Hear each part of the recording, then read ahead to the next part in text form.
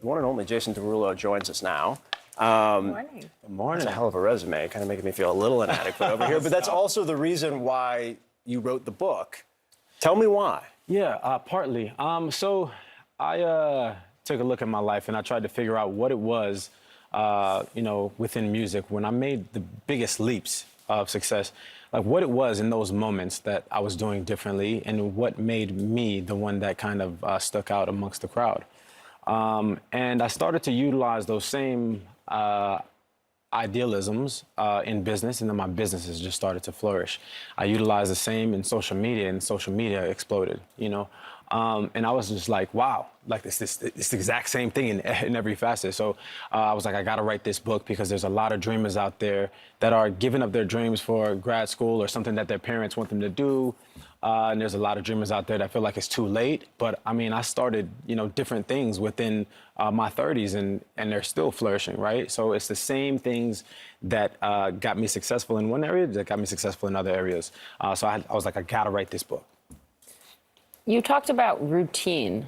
I thought this was so interesting, getting you through some of your hardest moments, because now we see this, right? We see the celebrity with how many? 110 million social media followers. Mm-hmm. But you've also had privately some really hard times, and routine helped you get through them. Yeah, for sure. I mean, some of my lowest lows, it's the routine that got me out of them, right? So when I broke my neck back in 2014, fractured my C2 vertebrae, I wasn't able to tie my shoes. I wasn't able to take a shower myself. It was a time where I was really low, and it was supposed to be a really happy time. I was getting ready for this large tour, and, it was one of the pinnacles of my life, right? And it quickly shattered when I broke my neck. And my routine is what got me out of the situation. Waking up in the morning at the same time, eating at the same time, working on my music for about 10 hours in a day, and then going to the gym at the same time, going to bed at the same time. And within that routine, all of a sudden, 7 months later, when I was healed, I had this incredible album, which ended up being, the one of my best-selling albums, 6 platinum singles, and literally, it's just when I looked up. So I got used to winning the day as opposed to how am I going to get through this 7 months, I love that, win the day. Just get through it. How important are the people around you? You get at this in the book, in terms of your co-pilots and the people you have around you. And I'm thinking, because, I look at who you've done songs with, who you've written music for and with, and it's everyone you could ever, Snoop Dogg, Lil Wayne, like every major star in the world. How important is having those people around you? It's a beautiful thing. I feel like you should learn from the people around you. And, there's the cliche, they say that you are the sum of the 3 people that you hang with most. Do you believe that? Yeah, yes, I really do. Yeah. But also, certain people in your life can say things that either bring you down or bring you up, right? And I think you need to choose those people very carefully, because words make a difference. The things that you say about yourself make a difference, and the things that people say around you make a difference. If someone is constantly beating you down and telling you that you can't, and that you should go in one direction and you're actually trying to go this direction, you slowly start to believe those things, and you slowly start to think that, oh, maybe I should go the easier route. You need people that are picking you up all the time, lifting you up and making sure that you believe in yourself as much as you should believe in yourself. Can we talk about the music industry right now? Because what I think is so fascinating is what AI is doing to music. We've covered it a lot on this show. We talked about Drake and, what that all means. Where do you fall on this? And who, I'm sure AI has made Jason Derulo's voice and songs. Yeah. Who owns that? Do you own that? Are you pro, against? So not yet. I think they're still trying to figure it out. But, I mean, it is illegal to take someone's likeness. You can't just do that, right? But AI hasn't figured out how to do emotion as of yet.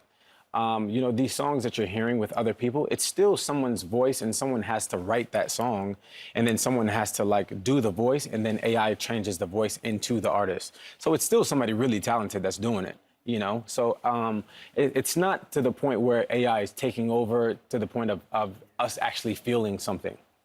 Do you feel, though, that you need to get ahead of it? Because I think for the progression and evolution of music amount of in the time. business, from streaming what we've seen, the illegal downloads to streaming to where, and I think artists oftentimes felt like they were behind the ball or weren't getting what Phil they and I are deserved. preparing to be replaced by AI, and we're wondering if you are Yeah, too. basically. I don't think so. I think we appreciate realness. I think, you know, and until it's proved otherwise, until AI can give heart, you know, I think we're safe.